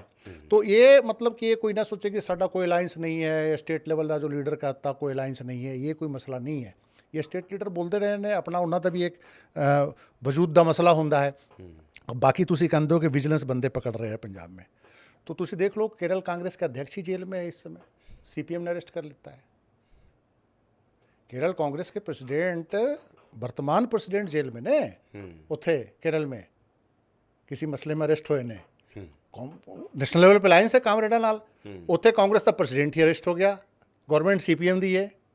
ਇੱਥੇ ਤਾਂ ਕਹਿੰਦੇ ਇੱਥੋਂ ਵਾਲਾ ਪ੍ਰੈਜ਼ੀਡੈਂਟ ਵਿਕਰਮ ਮਜੀਠੀਆ ਕਹਿੰਦੇ ਭਗਵੰਤ ਮਾਨ ਨਾਲ ਲੜੀ ਸੈੱਟ ਆ। देखो मेरी गल सुनो, अब देखो कांग्रेस अगर लोकल लेवल पे अगर कांग्रेस की तुसी गल करो, पंजाब कांग्रेस की गल करो, तो पंजाब कांग्रेस तो पूरी बीजेपी में चली गई। सेकेंड लाइन लीडरशिप है। बड़े लीडर तो सारे जो पिछली गवर्नमेंट सी, अमरिंदर सिंह वाली जो गवर्नमेंट सी, बड़े चले गए बीजेपी में, पूरी कैबिनेट ही चली गई। तो वो कोई बहुत मायना नहीं रखता। जो कांग्रेस के 2-3 लीडर्स जो बोल रहे हैं वो सेकंड लाइन लीडरशिप वाले सी। कभी वो मेन स्ट्रीम में सीएम के कैंडिडेट सी, प्रताप बाजवा साहब सीएम कभी बन नहीं पाए, और बाकी जो और भी जो राजा बडिंग ने सब सेकंड लाइन लीडरशिप ने। अब राहुल गांधी किन्ना इन्हों की बात सुननगे, राहुल गांधी के लिए फर्स्ट तो प्रायोरिटी अभी दिल्ली है। तो दिल्ली प्रायोरिटी होने के कारण ये कहीं ना कहीं लोकल यूनिट ने समझना चाहिए कि जब नेशनल लेवल पे अलायंस होगे ना तो स्टेट यूनिट की कई बातों इग्नोर भी किया जाऊगा, क्योंकि फर्स्ट मसला मोदी है, फर्स्ट मसला भगवंत मान नहीं है, फर्स्ट मसला केजरीवाल नहीं है। ईडी और सीबीआई का शिकार सारे हो रहे हैं। तो ईडी और सीबीआई से बचन की भी लड़ाई हो रही है। फेडरल स्ट्रक्चर पे हमला आप ही से अकेला नहीं हो रहा है, डीएमके पे भी हमला हो रहा है। गवर्नर जो है बिल रोक के बैठा है, वो हमला बीएसआर पे भी हो रहा है। जो तेलंगाना वाला जो चीफ मिनिस्टर है उत्थे भी गवर्नर बिल रोक के बैठा हुआ है। वो हमला और भी 2-3 स्टेट से तमिलनाडु वहाँ वेस्ट बंगाल में भी हो रहा है, उत्थे भी गवर्नर, वाइस चांसलर और तमाम इशू पे सरकार नाल फाइट हो रही है। तो ये जो गवर्नर जो एक टूल बनया हुआ है, तो ऐसे सारे इशू पे कि स्टेट गवर्नमेंट को मोदी 2024 के बाद अगर आन गए तो कई स्टेटा च अगर भी एंटी बीजेपी जो गवर्नमेंट होगी चाहे दूसरी पार्टी की, उन्होंने मोदी चलन देंगे। कोई ज़रूरत ही नहीं है कॉन्स्टिट्यूशन में कोई अमेंडमेंट करने के लिए। गवर्नर बैठा दो, वो डेली फाइल रोक दूंगा, जैसे अभी भी हो ही रहा है पंजाब से। डेली सीएम और गवर्नर के बीच झगड़ा तो होता ही है। गवर्नर एक मतलब कि सेशन बुलाना ये इंडिपेंडेंट है चीफ मिनिस्टर, लेकिन सेशन बुलाना भी अगर मसले पे अगर गवर्नर और गवर्नर पूछे बार बार, ये इंडियन हिस्ट्री में कभी नहीं होया सी कि गवर्नर सेशन बुलाने लिए भी सीएम को कॉल करूँगा। ये कोई मतलब ही नहीं था। गवर्नर एक्ट एंड एडवाइज, जो भी एक्ट करूँगा advise of ministry, chief minister और उसके काउंसिल पे कर सकता है। तो सारे तमिलनाडु तो उससे भी आगे चला गया सी। तमिलनाडु में तो जो राज्यपाल ने जो अभिभाषण पढ़िया और स्टेट गवर्नमेंट, ਚਲੋ ਇਹ ਗੱਲਾਂ ਸਾਰੀਆਂ ਪਤਾ ਹੀ ਹੈ ਲੋਕਾਂ ਨੂੰ। ਮੈਂ ਇੱਥੇ ਆਉਣਾ ਕਿ ਪਿਛਲੀ ਵਾਰ ਕਹਿੰਦੇ 200 ਸੀਟਾਂ ਦੇ ਉੱਤੇ ਲਗਭਗ ਡਾਇਰੈਕਟ ਫਾਈਟ ਸੀ ਬੀਜੇਪੀ ਵਰਸਸ ਕਾਂਗਰਸ। ਉਹਦੇ ਚੋਂ 175 ਸੀਟਾਂ 175 ਸੀਟਾਂ ਦੇ ਲਗਭਗ ਬੀਜੇਪੀ जीती हुई है। ਕਾਂਗਰਸ ਦਾ ਨਿਸ਼ਾਨਾ ਕਹਿੰਦੇ ਉਧਰ ਨੂੰ ਆ। देखो दो ਉਹ ਕਿੱਥੇ ਸੀਟਾਂ ने की कहानियां। दो बात सुन लो, जो बीजेपी की जो सक्सेस रेट है ना, वो मेजर सक्सेस रेट है 7 स्टेट्स। परसेंटेज ऑफ वोटिंग भी वहीं ज़्यादा है। बीजेपी पैन इंडिया पार्टी आज भी नहीं है। लोगों को बड़ी गलतफहमी है कि बीजेपी पैन इंडिया पार्टी है। बीजेपी पैन इंडिया पार्टी नहीं है, बीजेपी अभी भी हिंदी हार्टलैंड की ही पार्टी है। और वो है उत्तर प्रदेश, मध्य प्रदेश, छत्तीसगढ़, राजस्थान, महाराष्ट्र, बिहार। ठीक है, बिहार में गठबंधन लाल बीजेपी पिछली बार चुनाव लड़ी सी जेडीयू नाल, जेडीयू अब अपोजिशन ग्रुप में है, वहाँ पे आरजेडी नाल हो गया, महागठबंधन में शामिल हो गया, या इंडिया में जेडीयू है। तो कांग्रेस हिंदी हार्टलैंड में 190 सीटां पे डायरेक्ट फाइट में सी बीजेपी नाल, डायरेक्ट फाइट, जहाँ पे कोई रीजनल पार्टी दा कोई मसला ही नहीं सी, रीजनल पार्टी कहीं ट्रेंगुलर फाइट भी दे रहा है, ऐसा कोई मसला ही नहीं सी। वो स्टेट सी राजस्थान, मध्य प्रदेश, छत्तीसगढ़, कर्नाटक और महाराष्ट्र, ये स्टेट सी जिथे जब सीधी आमने सामने की फाइट। हरियाणा, दिल्ली में भी मतलब कि सीधी फाइट में सी, लोकसभा के हिसाब से अगर तुसी देखो तो आम आदमी पार्टी तीसरे नंबर पे थी। तो वो 190 सीट पे इन्होंने जो एक मतलब कि एनालाइज किया कि 190 सीट में से तो बीजेपी 175 जीत गई। अब कांग्रेस का ये है कि कम से कम इंडिया के अंदर अगर सानू कुछ सैक्रीफाइस भी करना पड़े, जैसे तुसी कर रहे हो कि पंजाब और दिल्ली, तो कांग्रेस का थ्रस्ट है कि 190 सीट में से अगर बीजेपी से असी 100 सीट भी वापस छीन लेने हैं, वापस जीत लेने हैं, तो बीजेपी पावर से आउट हो जाओगी। तो कांग्रेस ने उत्थे थ्रस्ट करता पूरा का पूरा। ਉਹਦੇ ਵਿੱਚ ਤੁਸੀਂ देख लो कि राजस्थान और छत्तीसगढ़ में कांग्रेस की सरकार है, महाराष्ट्र में ऑलरेडी गठबंधन की सरकार सी, बीजेपी ने बैकडोर से वो गवर्नमेंट को टॉपल करता। मध्य प्रदेश में भी कांग्रेस की सरकार सी, बीजेपी ने टॉपल किया सी स्टेट गवर्नमेंट वहाँ पे डिफेक्शन करा के। तो ये स्टेट में अगर कांग्रेस अगर ढंग से लड़ गई, सीधी फाइट है, और जिथे Congress total social justice, Dalit और माइनॉरिटी और caste census plus free we is major issue जिस पे कांग्रेस गवर्नमेंट लगातार काम कर रही है। हिमाचल इत्थों देख के हिमाचल च आ गए हो, कर्नाटक च भी वही कीता जो केजरीवाल ने इत्थे कीता। बेसिकली ये केजरीवाल मॉडल ही है जो कांग्रेस छोड़ गई इसी बीच में। इंदिरा गांधी की गरीबी हटाओ नो छोड़ के जब कांग्रेस लिबरलाइजेशन पे आई तो वो केजरीवाल ने ट्रैप किया फ्री वी। अब वो कांग्रेस में भी बाद में समझ में आया, जो प्रो कॉर्पोरेट लॉबी कांग्रेस के अंदर सी या कांग्रेस के अंदर जो लेफ्ट ग्रुप सी, उन्होंने लग्या कि प्रो कॉर्पोरेट लॉबी ने तो ये पूरा नुकसान करा दिता साडा। तो उन्होंने भी केजरीवाल मॉडल ऑप्ट किया, जैसे महिलाओं को फ्री बस, फ्री राशन, फ्री बिजली का एक जो कंसैप्ट आया जो केजरीवाल ने दिता, जिससे डायरेक्ट फायदा होंदा वो पब्लिक को, और खास करके वो स्ट्रटा जो बूथ पे जाता है बेसिकली बेनिफिट उन्होंने भी आंदा है, जीरो बिल जिवें पंजाब जीरो बिल, और ये उन्होंने फायदा हो रहा है जो बेसिकली बूथ पे 2 घंटे कड़ी गर्मी में या कड़ी सर्दी में भी रुक सकते हैं वो वोटर ने, जो लाइन लगा के वोट देते हैं। वो मॉडल कर्नाटक में कांग्रेस ने अपनाया और देखो बम्पर वोटिंग हुई, बजरंगबली भी काम नहीं आया बीजेपी को, बीजेपी बुरी तरह से हार गई। बीजेपी ने सारे प्राइम मिनिस्टर ने ताकत लगा दी सी। फ्री वी, social justice, Dalit and minority, tribal, एक कॉकटेल। हाँ, ये कांग्रेस का एक पूरा एजेंडा में है, क्योंकि कांग्रेस अब ये सोच रही है कि मिडिल क्लास मोदी में हो चुके हैं, मिडिल क्लास हिंदुत्व के धारा में है।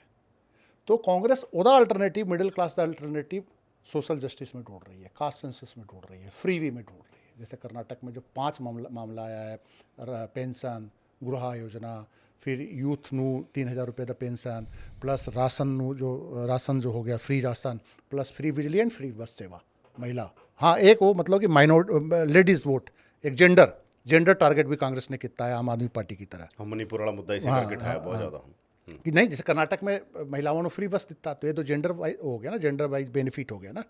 तो ये सारा इशू पे कांग्रेस जो इशू बना रही है, बीजेपी डिफेंसिव है। ओल्ड पेंशन एक बहुत बड़ा इशू है। राजस्थान में कांग्रेस ने परसों बिल पास किया, राइट टू इनकम। इसे चों ही खड़गे ਜਿਹੜੇ ਪ੍ਰੈਜ਼ੀਡੈਂਟ ਬਣਦੇ ਨੇ ਕਾਂਗਰਸ ਦੇ ਕਿ ਦਲਿਤ ਪੋਲਿਟਿਕਸ ਨੂੰ ਫੋਕਸ ਕਰ ਦੋ, ਉਹ ਫਿਰ सोशल जस्टिस की गल भी करनगे, सारे मुद्दे ਉਹਦੇ आले दुआले खड़े हो जाएंगे। देखो, कांग्रेस ने पहली बार बहुत रिसर्च करके खड़गे को प्रेसिडेंट बनाया और ਉਹਦਾ बेनिफिट कांग्रेस को हो रहा है काफ़ी ज़्यादा।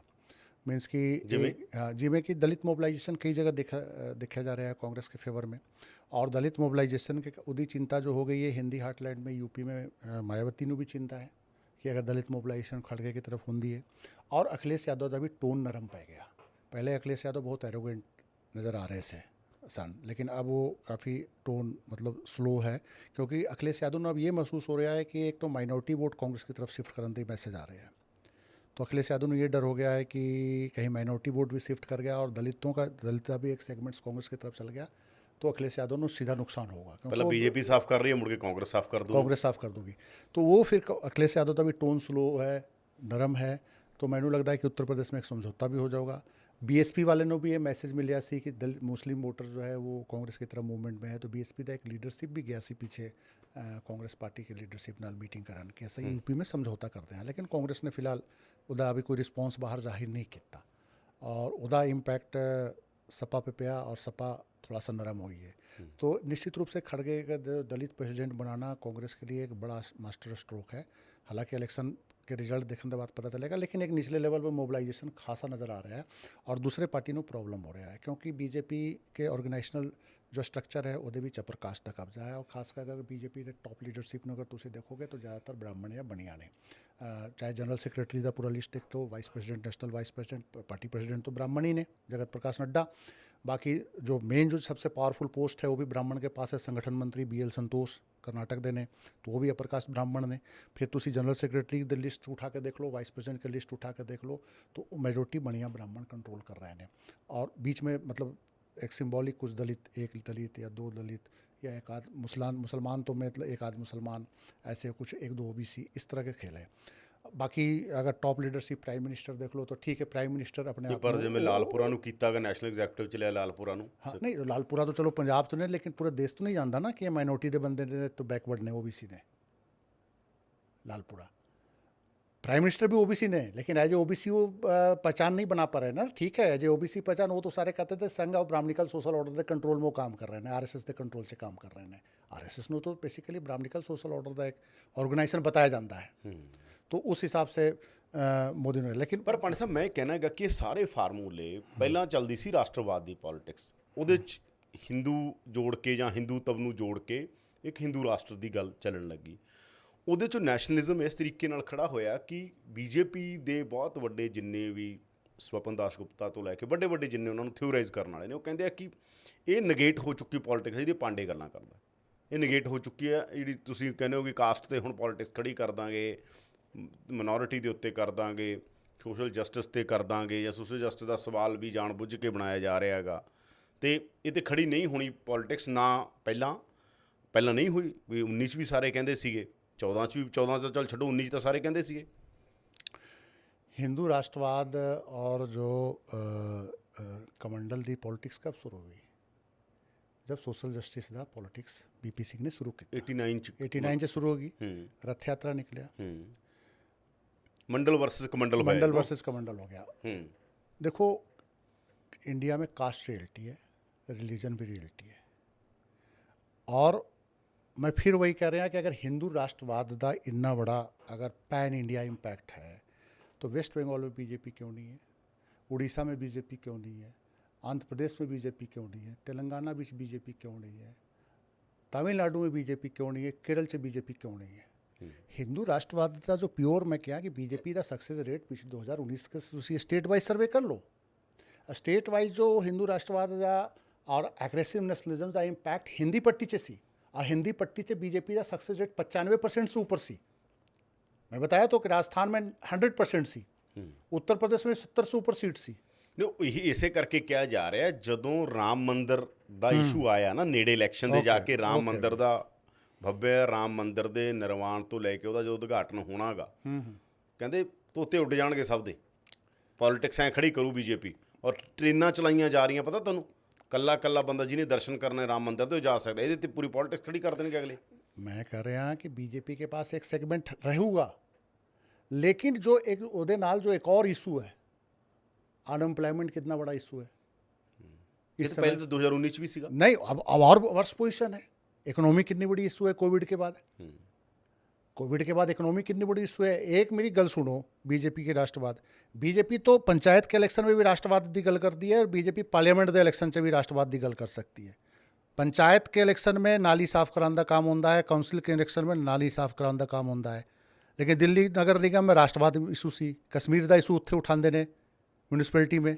राष्ट्रवाद का इशू तो BJP के हर जगह एक फिक्स है, चाहे वो पंचायत का इलेक्शन हो, म्यूनिसिपल कमेटी का इलेक्शन हो, विधानसभा इलेक्शन में भी ਲੋਕਲ ਇਸ਼ੂ ਮੈਂ ਕੇ ਬਜਾਏ ਕਹਿ ਰਿਹਾ ਮੰਡਲ ਵਰਸਸ ਕਮੰਡਲ ਚੋਂ ਅਡਵਾਨੀ ਤੋਂ ਵਾਇਆ ਮੋਦੀ ਆਉਂਦੇ ਹੋਏ ਆਪਾਂ ਜੇ ਗੱਲ ਕਰੀਏ ਤਾਂ ਅਗਲਿਆਂ ਨੇ ਉਸ ਪੋਲਿਟਿਕਸ ਦਾ ਕਾਊਂਟਰ ਕੱਢ ਕੇ ਆਪਦੀ ਇੱਕ ਰਾਜਨੀਤੀ ਖੜੀ ਕਰਤੀ। ਉਹ ਰਾਜਨੀਤੀ ਦਾ ਕਾਊਂਟਰ ਉਸ ਗਿਣਤੀ 'ਚ ਪਿਆ ਜਿਹੜੀਆਂ ਤੁਸੀਂ ਵੋਟਾਂ ਗਿਣ ਰਹੇ ਹੋ ਵੀ ਇਹ ਕਾਂਗਰਸ ਤੇ ਬਾਕੀ ਨੇ ਵੋਟਾਂ ਇਕੱਠੀਆਂ ਹੋ ਜਾਣਗੀਆਂ, ਕਿਉਂਕਿ ਉਹ ਥੱਲੇ ਗਰਾਊਂਡ ਤੇ ਕੰਮ ਕਰੂ ਜਾਂ ਨਹੀਂ ਕਰੂ। अब मैं ਤੁਹਾਨੂੰ ਇੱਕ ਬਾਤ ਬਤਾ ਉਸ ਦਾ ਗਰਾਊਂਡ ਤੇ ਨਾ ਕੰਮ ਕਰੇ। ਅਲਾਇੰਸ ਜ਼ਰੂਰੀ ਹੈ ਵੀ ਆਪਾਂ ਆਇਆ ਮਾਇਆਵਤੀ ਤੇ ਸਮਾਜਵਾਦੀ ਪਾਰਟੀ ਨੂੰ ਦੇਖਿਆਗਾ, ਮਾਇਆਵਤੀ ਤੇ ਸਮਾਜਵਾਦੀ ਪਾਰਟੀ ਨੇ ਜ਼ੋਰ ਵਾਲੇ ਟਰਾਂਸਫਰ ਹੀ ਨਹੀਂ ਹੋਈਆਂ ਵੋਟਾਂ, ਯਾਨੀ ਉਹਨਾਂ ਨੂੰ ਨਹੀਂ ਪਈਆਂ, ਉਹਨਾਂ ਨੂੰ ਨਹੀਂ ਪਈਆਂ, ट्रांसफर नहीं हुई ना वोटां, तो जरूरी है अलायंस दी वोटां ट्रांसफर होणगियां?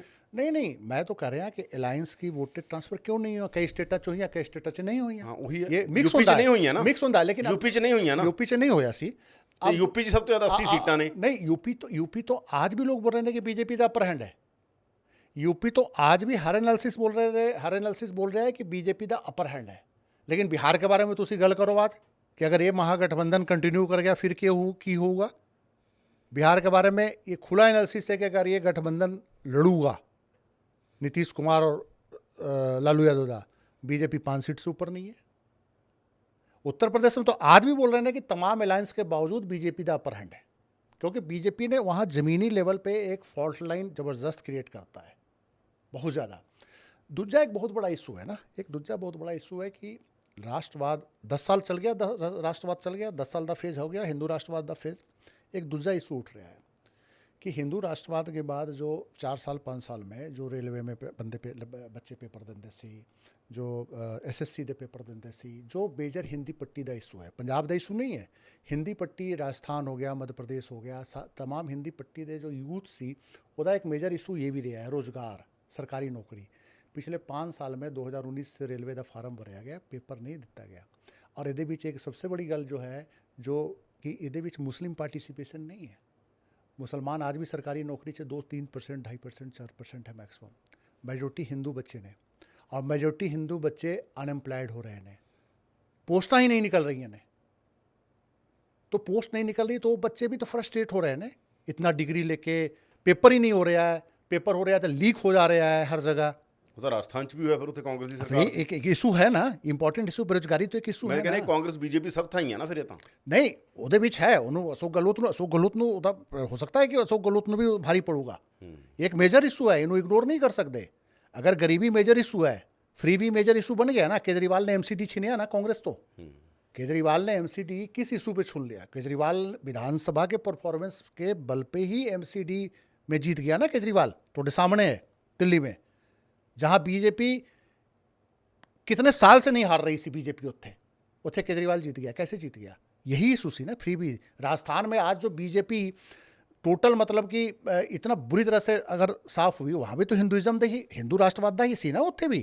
तुसी जो कह रहे हो कि 2019 में जैसे ही राम मंदिर, 2024 में जैसे ही राम मंदिर का मसला होगा और पूरा का पूरा देश हिंदूमय हो जाऊगा, तो वो मसला तो बिना राम मंदिर बने बजरंग बली का इशू आ गया सी।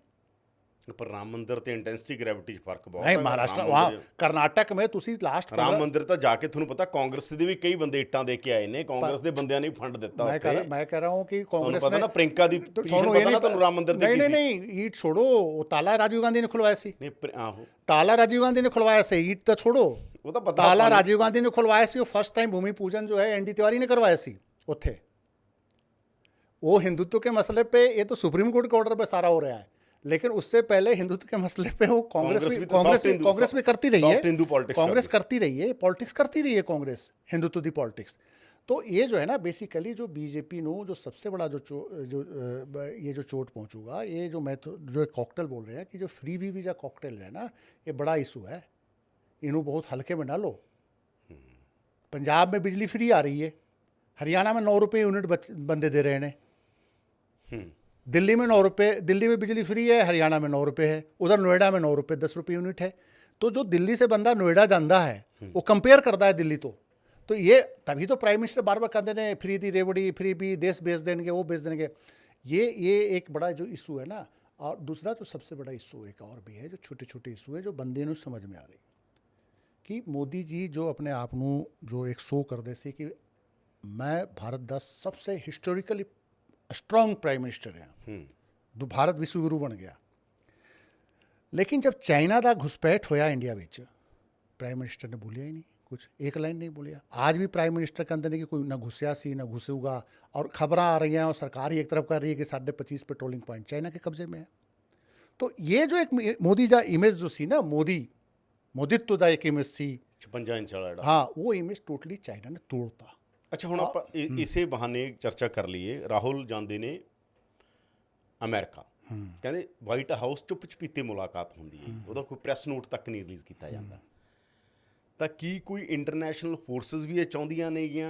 ਉਦੋਂ ਬਾਅਦ ਮੋਦੀ ਵੀ ਜਾਂਦੇ ਨੇ ਉੱਥੇ, ਪਰ ਰਾਹੁਲ ਦੀ ਮੁਲਾਕਾਤ 'ਤੇ ਬਹੁਤ ਸਵਾਲ ਉੱਠੇ ਕਿ ਪ੍ਰੈਸ ਨੋਟ ਤੱਕ ਕਿਉਂ ਨਹੀਂ ਜਾਰੀ ਹੋਇਆ ਵਾਈਟ ਹਾਊਸ 'ਚੋਂ। देखो ਕੀ ਕੋਈ ਇੰਟਰਨੈਸ਼ਨਲ ਫੋਰਸਿਸ ਦਾ ਵੀ ਇੰਟਰਸਟ ਹੋਊਗਾ ਬੀਜੇਪੀ ਨੂੰ ਡੀਲ ਕਰਨ 'ਚ? देखो बड़ी सीधी सी गल है कि इंडिया के जो जितने भी पॉलिटिकल पार्टी ने, ये आफ्टर इंडिपेंडेंस उन्होंने दे विच, चूँकि असी कॉलोनी रहे हैं, भारत पाकिस्तान बांग्लादेश 3 मुल्क बन गया, 47 में भारत पाकिस्तान हुआ, फिर बांग्लादेश बन गया।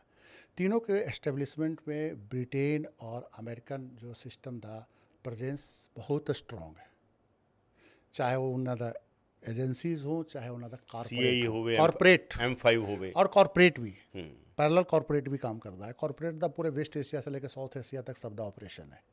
बड़ी सीधी सी गल है। और बड़े सारे हमारे सड्डे लीडर, ये सिर्फ गॉसिप नहीं होता, ना कोई कॉन्स्पिरेसी थ्योरी होती है, ये फैक्ट होता है कि कहीं ना कहीं से कंट्रोल होंगे ने, उसी एजेंडे पे अपना वर्क करते हैं। और डेफिनेटली अमेरिकन जो सिस्टम है साढ़े यहाँ स्ट्रोंग है, साढ़े ब्यूरोक्रेट भी उन्होंने सिस्टम में कंट्रोल होंगे ने, और साढ़े नेता भी कंट्रोल होंगे ने।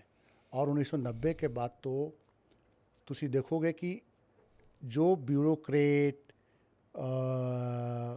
नॉन लीडर कैबिनेट मिनिस्टर बनते गए भारत में, ऐसे ऐसे कैबिनेट मिनिस्टर तुसी जानते भी नहीं होगे कौन आ गया सीधा बैठ गया। जैसे अमेरिका में होता है कि राष्ट्रपति किसी कॉरपोरेट द वाइस प्रेसिडेंट को डिफेंस मिनिस्टर ਨਰਸਿਮਹਾ ਰਾਓ ਵੀ ਤਾਂ ਕੋਈ ਉਹ ਨਹੀਂ ਸੀ। नहीं, नरसिम्हा राव तो चलो लीडर सी ना। बड़े सारे मंत्रिमंडल का तुसी ढांचा देखो, मंत्रिमंडल में कौन कौन से मंत्री कौन कौन से पोर्टफोलियो लेके बैठे ने। ग्लोबलाइजेशन तो उदी है ना, 90 के बाद, 1990 के बाद, पॉलिसी सारा 90 के बाद देखो मनमोहन सिंह नरसिम्हा राव वाला। मनमोहन सिंह फाइनेंस मिनिस्टर बनाना ही एक बड़ा इशू सी। नरसिम्हा लेकिन नरेंद्र मोदी के टाइम में तुसी देखो ना किन्ने मंत्री ने जिन्हों का जनता से कोई लेना देना सीधा नहीं है। तो ये एक बड़ा क्वेश्चन उठता है कि आखिर मिनिस्ट्री में ये बंदे कित्थों आंदे। पीएम मोदी ਨੂੰ ਇੰਨਾ ਬੜਾ ਸ਼ਾਨਦਾਰ ਸਵਾਗਤ ਹੋਇਆ ਅਮਰੀਕਾ 'ਚ, ਬੜੀ ਬੱਲੇ ਬੱਲੇ ਹੋਈ ਉਹਨਾਂ ਦੀ। ਉਦੋਂ ਤੁਹਾਨੂੰ ਲੱਗਦਾ ਵੀ ਅਮਰੀਕਾ, ਤੁਹਾਨੂੰ ਮੈਂ ਪੁੱਛਦਾ ਕਿ ਅਮਰੀਕਾ ਦੀ ਪੋਲਿਟਿਕਸ ਹੈ ਮੋਦੀ ਨੂੰ ਡੀਲ ਕਰਨਾ? अमेरिकन पॉलिटिक्स डेफिनेटली अमेरिकन जो दिल्ली के गलियारे में चर्चा होता है कि 10 साल से ज़्यादा कॉन्ट्रैक्ट ही रिन्यू नहीं करते बाहर वाले इंडियंस को। मनमोहन सिंह ने भी 10 साल का कॉन्ट्रैक्ट दिता सी, रिन्यू नहीं होया। अब कहते हैं मोदी साहब का भी रिन्यू नहीं करनगे। अब मोदी साहब जब गए ने, उससे पहले राहुल गांधी के पूरा वहाँ घूमे भी, भाषण भी दिता पूरा, मतलब कि उन्होंने प्रोजेक्ट भी किया गया। और यही नहीं, राहुल गांधी से पहले अगर तुसी देखोगे तो कुछ रीजनल पार्टी के लीडर लंदन भी गए थे। लंदन में उत्थे उन्होंने कॉन्फ्रेंस का आयोजन कराया गया, और बाकायदा उन्होंने प्रेस कॉन्फ्रेंस किया, बाकायदा कई जगह पे सेमिनार में वो भाषण भी देखा है। वो रीजनल पार्टी के लीडर से, कई रीजनल पार्टी का ध्यान से तुसी देखोगे तो गए ने उत्थे। तो ये जो लीडर जो लंदन जाते ने, और देखो एक चीज़ और तुसी ध्यान देखो कि पड़ोस में इमरान खान साहब जैसे ही रशिया गए तो उन्होंने विदाई हो गई, थोड़े सामने है। जैसे ही उन्होंने क्या असी इंडिपेंडेंट करांगे और रशिया से हम रिलेशन डेवलप करांगे। तो पाकिस्तान, इंडिया, पाकिस्तान में आर्मी चीफ वही बनता है जो तुसी देख लो उन्होंने पूरा बायोडाटा, असीम मुनीर पहले आर्मी चीफ ने, जो शायद US और UK वाला उन्होंने को ट्रेनिंग नहीं है। नहीं तो US और UK की ट्रेनिंग कंपलसरी एक तरह से होता है। जो भी आर्मी चीफ बनता है वो 2 साल का कोर्स कितना हो जाता है, या तो US आर्मी से कितना होया है, या UK के आर्मी के जो सेंटर है वहाँ से कितना होता है। मेजर जनरल रैंक पे वो कर देने, फिर वो बाद में फिर उसी हिसाब से वो आर्मी चीफ बन जाते हैं। तो इंडियन पॉलिटिकल सिस्टम में बाहरी इंटरफेरेंस है, कोई माने ना माने, पूरे सिस्टम में, चाहे वो अलग अलग ऑर्गेनाइजेशन है, चाहे फोर्ड फाउंडेशन है, चाहे अटलांटिक काउंसिल है अमेरिका के, ये सारे जितने बड़े बड़े जो संस्थान थोनों दिखते हैं जिथे इंडियन लीडर्स जाके बोलते हैं और तमाम बोलते हैं, तो वो अलग अलग कारपोरेट फंडेड, अलग अलग एजेंसी फंडेड सारा सिस्टम होता है। तो वो उन्होंने इंटरफेरेंस होता है और वो कहीं ना कहीं वो काम आता है उन्होंने। तो मैं 100% मान रहा कि राहुल गांधी के दौरे के बाद, राहुल गांधी तुम देखो कि इमेज कितना बन रहा है राहुल गांधी का, तुम ये देख लो। मीडिया इग्नोर कर रहा है, सोशल मीडिया में राहुल गांधी कहीं इग्नोर हो रहे हैं ने। अमेरिका दौरा के बाद ही तुम रहा, उससे पहले भारत यात्रा में भी देखो राहुल गांधी कितना इमेज बन रहा ਹਾਲਾਂਕਿ ਰਾਹੁਲ ਗਾਂਧੀ ਸਰਕਾਰ ਬਣਨ ਦੇ ਬਾਅਦ ਕੀ ਕਰਨਗੇ ਮੈਨੂੰ ਨਹੀਂ ਪਤਾ। ਮੈਂ ਕਹਿ ਰਿਹਾ ਇਹ ਸੱਤਾ 'ਚ ਇੰਡੀਆ ਆਊਗਾ ਜਾਂ ਫਿਰ ਉਹ ਚਾਹੁੰਦੇ ਨੇ ਕਿ ਤਾਂ ਸੱਤਾ ਚਾਹੁਣਗੇ ਇਹ? नहीं देखो सारा फैक्टर काम करता है, वो भी देखते ना कि देखो साउथ एशिया के बहुत ज़्यादा इस तरह से भी वो नहीं चाहेंगे ना कि एकदम टोटली कोलैप्स कर दे साउथ एशिया। उन्होंने भी तो जियो पॉलिटिकल इंटरेस्ट है ना इस एरिया में, उन्होंने बहुत बड़ा जियो पॉलिटिकल इंटरेस्ट है अमेरिकन का। यूरोप का भी बहुत जियो पॉलिटिकल इंटरेस्ट है, चाहे वो ब्रिटेन हो, चाहे फ्रांस हो, चाहे जर्मनी हो, सब का जियो पॉलिटिकल इंटरेस्ट है। तो कहीं ना कहीं एक सीमा तक उन्हों का इंटरेस्ट है कि अगर उन्हों का इंटरेस्ट नो इस्लाम सूट कर रहा है तो बिन सलमान भी उन्होंने सूट करता है। लगता है कि अगर ये नुकसान हो जाएगा तो उत्थे ह्यूमन राइट्स की गल आ जाओगी बिन सलमान पे। जमाल खशोगी वाले मसले पे बिन सलमान का कितना बड़ा इशू हो गया था, अमेरिका ने इशू उठाता सी, बाद में लग गया कि नहीं अब ठीक हो गया सारा तो कुछ। पक्का अफगानिस्तान तो लेके इराक तो अब लेके इंडिया में भी पूरी सेम है, इंडिया में जब तक मोदी सूट कर रहा है इसे सूट कर रहा है, इससे अब उन्होंने ਇਸੇ लग ਕਰਕੇ ਉੱਥੇ ਫਿਰ ਇਹ ਸਵਾਲ ਜਿਹੜਾ ਹੋਇਆ ਕਿਹਾ ਜਾ ਰਿਹਾ ਕਿ ਏਜੰਡਾ ਸੀਗਾ ਉੱਥੇ ਮੋਦੀ ਖਿਲਾਫ ਏਜੰਡਾ ਚ ਬੀਜੇਪੀ ਨੇ ਕਿਹਾ ਇਹ ਕਿ ਪ੍ਰਧਾਨ ਮੰਤਰੀ ਨੂੰ ਇੱਕ ਗੱਲ ਇੰਡੀਆ ਨੂੰ ਬਦਨਾਮ ਕਰਨ ਦੇ ਲਈ ਜਿਹੜਾ ਇਹ ਏਜੰਡਾ ਚਲਾਇਆ ਗਿਆ ਉੱਥੇ ਸਾਡੇ ਪ੍ਰਧਾਨ ਮੰਤਰੀ ਗਏ ਨੂੰ ਸਵਾਲ ਪੁੱਛਾਇਆ।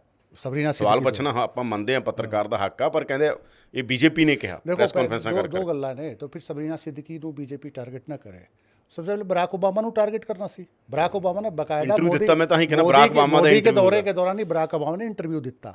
बराक ओबामा रिपब्लिकन नहीं, सेम पार्टी तो बिलोंग करते ने, और जब भी क्राइसिस में जो बाइडन आए ने बराक ओबामा उन्होंने डिफेंस से कैंपेन में निकलिया, और उसी बराक ओबामा ने मोदी को क्रिटिसाइज किया।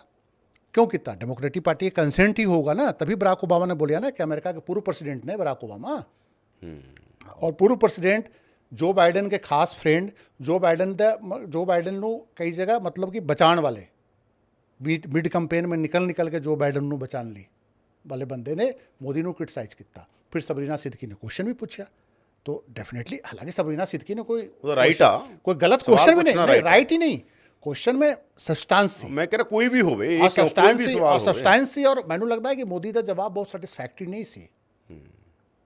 मोदी उससे बेहतर जवाब दे सकते सी, जवाब नहीं दे पाए क्योंकि जवाब ही उन्होंने को नहीं सी। जो क्वेश्चन सी वो फैक्ट पे बेस सी, ਇਹਦੇ ਵਿੱਚ हर कोई एक्सेप्ट करता है कि क्वेश्चन फैक्ट पे बेस। ਉਸ ਤੋਂ ਪਹਿਲਾਂ BBC ਦੀ ਡਾਕੂਮੈਂਟਰੀ BBC की डॉक्यूमेंट्री आई, और ये बोला जाता है कि जो डॉक्यूमेंट्री का जो टोटल जो एविडेंस या फाइल जो सी वो ब्रिटिश इंटैलीजेंस एजेंसी ने BBC ਨੂੰ अवेलेबल कराया सी। ये भी चर्चा है कि वो जो BBC ਨੂੰ जो सारा कुछ अवेलेबल कराया गया सी, उस समय जो ब्रिटिश एम्बेसी का जो सारा फाइल सी, और वो जो उस समय ब्रिटिश एम्बेसी ने जो रिपोर्ट किया सी, वो सारी चीज़ा कहते हैं कि फैक्ट्स जो सी वो BBC ਨੂੰ ब्रिटिश एम्बेसी ने अवेलेबल कराया सी। ब्रिटिश एम्बेसी वहाँ की जो भी गवर्नमेंट एजेंसी होगी उन्हें अवेलेबल कराया सी। अब ब्रिटिश जो BBC कॉरपोरेशन के उत्थे गवर्नमेंट नाल बड़े नज़दीकी संबंध है, क्योंकि गवर्नमेंट के गवर्नमेंट के चार्टर से वो रन होता है, ਗਵਰਨਮੈਂਟ ਫੰਡ ਕਰਦੀ ਹੈ। हाँ, तो डेफिनेटली ਉਹਦੇ ਵਿੱਚ भी सरकार को समझ में आना सी चाहिए सी कि आज का ब्रिटिश गवर्नमेंट या ब्रिटिश एजेंसी की चाह नहीं रहे इस समय। तो ये बड़ा एक है डेफिनेटली इशू है। ਤੇ ਫਿਰ ਮੈਂ ਕਹਿ ਰਿਹਾਗਾ ਕਿ ਉਹ ਪੁਰਾਣੇ PM ਨਹੀਂ ਨਾ ਹੈਗੇ, ਇਹਨਾਂ ਨੇ ਤਾਂ BBC ਤੇ ਵੀ ਰੇਡ ਹੋਈ ਕਿਹਾ ਗਿਆ ਤਾਂ ਇਹ ਕੀ ਇਨਕਮ ਟੈਕਸ ਦਾ ਮਾਮਲਾ ਗਾ, ਪਰ ਬੜਾ ਰੌਲਾ ਪਿਆ ਇੰਡੀਆ ਦੇ ਅੰਦਰ। ਬਾਹਰਲੀਆਂ ਸ਼ਕਤੀਆਂ ਇੱਥੇ ਆ ਕੇ ਪੈਨੀਟ੍ਰੇਟ ਕਰਕੇ ਮੋਦੀ ਨੂੰ ਹਰਾ ਦੇਣਗੀਆਂ, ਸੌਖਾ ਲੱਗਦਾ ਤੁਹਾਨੂੰ? ਕਿਉਂਕਿ ਇਹ BJP ਵਾਲੇ ਕਹਿੰਦੇ ਅਸੀਂ ਕਾਂਗਰਸ ਵਾਂਗੂ ਨਹੀਂ ਗਾ ਵੀ ਸਾਡੀ ਦੁਕਾਨ ਲੱਗੀ ਹੋਈ ਹੈਗੀ, ਅਸੀਂ ਜੋ ਕਰਦੇ ਹਾਂ ਉਹਦੇ ਮੁਤਾਬਕ ਕਰਾਂਗੇ, ਕਿਸੇ ਨੂੰ ਨਹੀਂ ਗਾ ਵੀ। देखो बड़ी एक सिंपल जी गल होंदी है कि देखो ये तुसी BBC हो चाहे एजेंसीज़ हो जो इतने लंबे समय से अलग अलग एरिया में अपना जियो पॉलिटिकल इंटरेस्ट वाच कर रहे ने, वो कई तरह के लू फॉल रख देने बड़े सारे ग्रुप्स थे। पुतीन साहब दे जितने ओलीगर्क ने सब दा पैसा कित्थे यूरोप में, जब चाहे तब जब्त कर लें। तो ये सब बड़े फैक्टर काम करते हैं कि अदानी साहब का मॉरिशस से लेके कहाँ कहाँ सब सारा सिस्टम है। तो बाहरी एजेंसियों से लड़ना कोई हिडनबर्ग भी फिर पॉलिटिक्स की हो सकता है, लेकिन हिंडनबर्ग पॉलिटिक्स तो हर जगह होता है। उन्होंने जब लगता है कि लेकिन वो फैक्ट पे ही पॉलिटिक्स कर देना ना। अडानी के खिलाफ हिंडनबर्ग ने फैक्ट्स जो रखा, उन्होंने अडानी इंडिया में बोल रहा है, अमेरिकन कोर्ट में काउंटर नहीं कर रहा है। अमेरिकन कोर्ट में काउंटर कर दो। नहीं फर्क तो हैगा ना, मैं ਤਾਂ ਕਹਿ ਰਿਹਾ ਤੁਹਾਨੂੰ।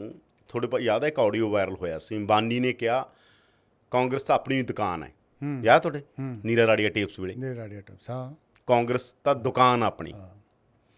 पर बीजेपी वाले कहते हैं कि साडा ये नहीं हैगा कि मतलब समझ गए ना, उरे अडानी हैगा, पर उरे अडानी ये नहीं कह सकता मोदी उहदी दुकान ने गे, अडानी मोदी दी हो सकता गा, उत्थे उल्टा होया सी। देखो अब वो ऑडियो टेप में मुकेश अंबानी चाहे जो बोल दें, लेकिन कभी भी मनमोहन सिंह के कंधे पे हाथ रखने की हिम्मत उन्होंने दी नहीं हुई सी। ये भी फैक्ट है। ये एक पॉलिटिकल एक ये फैक्ट है कि जो अदानी, ठीक है अदानी या अंबानी आज प्राइम मिनिस्टर के जहाज़ में घूम रहे ने, ऑफिसर नहीं जान देने, ये कॉरपोरेट विदेश दौरा पे जान देने, ये मनमोहन सिंह के टाइम में नहीं होया सी। और वो चाहे दुकान के लिए जो बोल दे। दूसरी जो सबसे बड़ी गल ये है कि यही जो बोल यही रिलायंस क्रोनी कैपिटलिज्म नहीं लेके आई, नहीं है ਕਰੋਨੀ ਕੈਪੀਟਲਿਜ਼ਮ ਦੀ ਇਸ ਦੇਸ਼ 'ਚ ਸਾਰੀਆਂ ਸ਼ੁਰੂਆਤਾਂ ਚਾਹੇ ਸੌਫਟ ਹਿੰਦੂਤਵ ਦੀ ਪੋਲਿਟਿਕਸ ਹੋਵੇ, ਚਾਹੇ ਪੈਸਾ ਬਣਾਉਣਾ ਕਿਵੇਂ ਆ ਸਿਖਾਇਆ, ਜਿਹੜਾ ਪੂਰੇ ਸਾਰੀਆਂ ਪੋਲੀਟੀਕਲ ਪਾਰਟੀਆਂ ਨੂੰ ਮੋਟੀ ਕਰਪਸ਼ਨ ਕਰਨੀ ਸਿਖਾਈ, ਉਹ ਸਿਖਾਈ ਆ ਕਾਂਗਰਸ ਨੇ। ਤਾਂ ਕੋਈ ਦੋ ਰਾਏ ਨਹੀਂ। ਯਾਨੀ ਕਰੋਨੀ ਕੈਪੀਟਲਿਜ਼ਮ ਦੀ ਪਹਿਲੀ ਹੈ ਇਸ ਦੇਸ਼ ਨੂੰ ਲਿਬਰਲਾਈਜ਼ ਕਰਨ ਦਾ ਇੱਕ ਕਿੱਡਾ ਵੱਡਾ ਪ੍ਰੋਜੈਕਟ ਸੀਗਾ। ਉਹਦੇ 'ਚ ਅਥਾਹ ਪੈਸੇ, ਤੁਹਾਨੂੰ ਪਤਾ ਕਿਵੇਂ ਚੱਲਦਾ ਸਾਰਾ ਸਿਸਟਮ। देखो जो शुरुआत तो उन्होंने की थी, अगे एक्सटेंड करके। इकोनॉमिक लिबरलाइजेशन में मनमोहन सिंह और कांग्रेस के तुसी दोस्त मुक्त कर ही नहीं सकते। डेफिनेटली उन्होंने शुरू कराया, लेकिन कांग्रेस के अंदर ਅੱਜ ਜਿਹਨੂੰ ਸੋਸ਼ਲ ਜਸਟਿਸ ਕਹਿੰਦੇ ਹੋ, ਗਰੀਬੀ ਕਹਿੰਦੇ ਹੋ, ਇਹ ਤਾਂ ਸਾਰਾ ਬੇੜਾ ਕਰਕੇ ਜਿਹੜਾ ਦੇਸ਼ ਦਾ ਗਰੀਬੀ ਅਮੀਰੀ ਦਾ ਪਾੜਾ ਇੰਨਾ ਵਧਿਆ, ਉਦੋਂ ਬਾਅਦ ਹੀ ਵਧਿਆ ਨਾ। ਇਹ ਡਾਟਾ ਚੱਕ ਕੇ ਦੇਖ ਲਓ ਤੁਸੀਂ, 90s ਤੋਂ ਪਹਿਲਾਂ ਦਾ ਡਾਟਾ ਚੱਕ ਲਓ। 1990 के बाद 80s ਤੋਂ प्राइवेटाइजेशन, डिसइन्वेस्टमेंट एक मेजर प्रोजेक्ट कांग्रेस का रहा, लेकिन पैरल उन्हों का राइट टू फूड आया, मनरेगा आया, फिर उसके बाद उन्हों का क्या कहा जाता है राइट टू इन्फॉर्मेशन आया। ये सारा कुछ आया ना, पैरल आया। चेक एंड बैलेंस थी, लेफ्ट और राइट। आज़ादी से पहले भी कांग्रेस के अंदर लेफ्ट और राइट पॉलिटिक्स थी। एक हिंदुत्व की पॉलिटिक्स करती थी, तिलक जैसे लोग सी कांग्रेस में, और भी राजेंद्र प्रसाद भी राइट सी, पुरुषोत्तम दास टंडन राइट सी। कांग्रेस के अंदर एक बहुत बड़ा वल्लभ भाई पटेल राइट सी, सेंटर से राइट सी, सेंटर से लेफ्ट भी सी। बीजेपी में सेंटर से लेफ्ट वाला तो सवाल ही नहीं है, सेंटर भी नहीं है। बीजेपी में हर कुछ सेंटर से राइट है। कांग्रेस के साइड में 20 कारपोरेट का दुकान सी, मोदी के राज में 2 कारपोरेट का दुकान, 2 का वो भी जो कहता सी कांग्रेस अपना दुकान है, वो आजकल वो भी बेचारा थोड़ा सा डरदा है कि कहीं एक ही दुकान ना हो जाए, अदानी साहब का ही अकेला दुकान न रह जाए। तो वो अंतर है। क्रोनी कैपिटलिज्म एक फैक्ट है, मोनोपोली कैपिटलिज्म दूसरा फैक्ट है जो मोदी राज में आया। ਅੱਛਾ, ਤੁਸੀਂ ਸਾਰਾ ਹੁਣ ਤੁਹਾਡੀ ਕਬ ਦੀ ਪੋਜੀਸ਼ਨ ਆ, ਤੁਸੀਂ ਆਪਣੇ ਤਰੀਕੇ ਨਾਲ ਫੈਕਟ ਦੇ ਨਾਲ ਚੀਜ਼ਾਂ ਨੂੰ ਰੱਖ ਰਹੇ ਹੋਗੇ। ਜਿਵੇਂ ਪੁੱਛਾਂ ਐਨਡੀਏ ਦੀਆਂ 5 ਸਭ ਤੋਂ ਵੱਡੀਆਂ ਤਾਕਤਾਂ ਕੀ ਨੇ, ਉਹਨਾਂ ਦੀ ਵੀ ਤਾਂ ਕੋਈ ਤਾਕਤ ਹੋਊ। हाँ ताकत है, गोपाल कांडा, जीतन मांझी, रामविलास पासवान का बेटा चिराग पासवान, फिर अपना क्या कहा जाता है राजभर। ये राजभर विधानसभा चुनाव से पहले तुसी राजभर साहब का वीडियो देख लो। मोदी ने तो गुजरात में भेज दूंगा, भेज दे, ठीक है, सुन लेता। वो राजभर साहब हो गए। गोपाल कांडा सिरसा जिले के नेता ने, राजभर साहब गाजीपुर के नेता ने। अब बनारस में मोदी के लोक सभा क्षेत्र में एक ਤੁਸੀਂ ਹੁਣ ਕੋਈ ਇੱਕ ਵੀ ਉਹਨਾਂ ਦੀ ਚੋਣਾਂ ਜਿੱਤਣ ਲਈ ਕੋਈ ਇੱਕ ਵੀ ਤਾਕਤ ਨਹੀਂ ਦੇਖਦੇ। अब सुन लो और आगे सुन लो।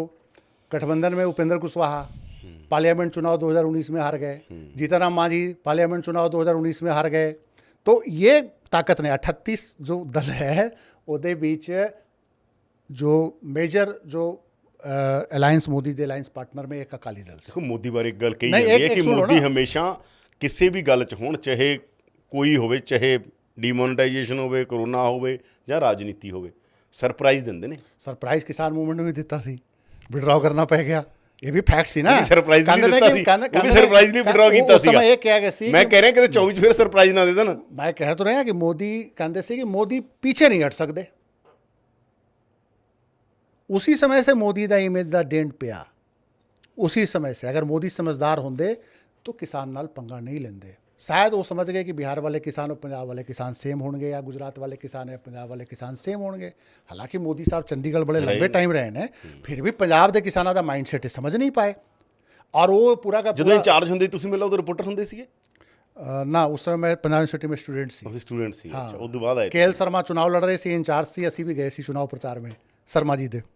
उस जमाने में स्टूडेंट होते थोड़ा थोड़ा बीजेपी के साथ साडा भी प्रेम ਹੁੰਦਾ ਸੀ। ਤੁਸੀਂ ਰਾਈਟ ਵਿੰਗ ਰਾਈਟਰ ਮੰਨੇ ਜਾਂਦੇ ਰਹੇ ਹੋਗੇ। ਰਾਈਟਰ ਨਹੀਂ ਮੰਨਿਆ ਜਾਂਦਾ ਮੈਂ। ਨਹੀਂ ਤੁਸੀਂ ਰਣਵੀਰ ਸੈਨਾ ਦੇ ਨਾਲ ਵੀ ਕਹਿੰਦੇ ਥੋੜੀ ਜਿਹੀ ਮੋਹ ਰੱਖਦੇ ਰਹੇ ਹੋਗੇ। ਸਾਡਾ ਕੋਈ ਇਸ ਰਿਲੇਸ਼ਨ ਨਹੀਂ ਰਿਹਾ, लेकिन हाँ उस समय थोड़ा बीजेपी ਨਾਲ ਸਾਡਾ ਵੀ ਝੁਕਾਅ ਸੀ।